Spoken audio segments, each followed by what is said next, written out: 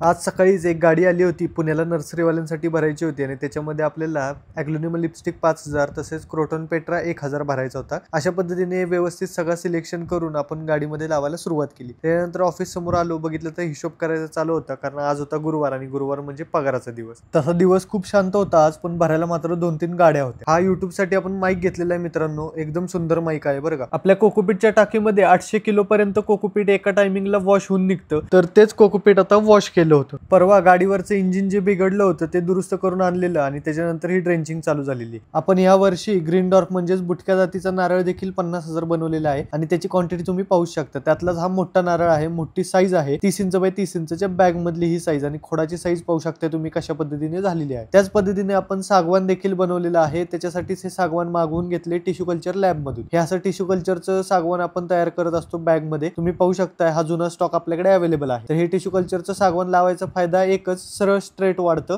आज आपण पुन्हा एकदा बॅगिंगला सुद्धा सुरुवात केली होती आणि अशा पद्धतीने 25-25, 21-21च्या बॅगा आपण आज भरून घेतल्या। लँडस्केपिंग व्हरायटीज भरल्या आहेत मित्रांनो आणि अशा पद्धतीने ते खचायला लागतं कारण एअर गॅप्स राहू नयेत म्हणून। संध्याकाळी बघितलं तर ही गाडी देखील भरून झाली होती। तर असा होता आजचा आपला दिवस। भेटूयात पुन्हा, तोपर्यंत फॉलो करायला विसरू नका।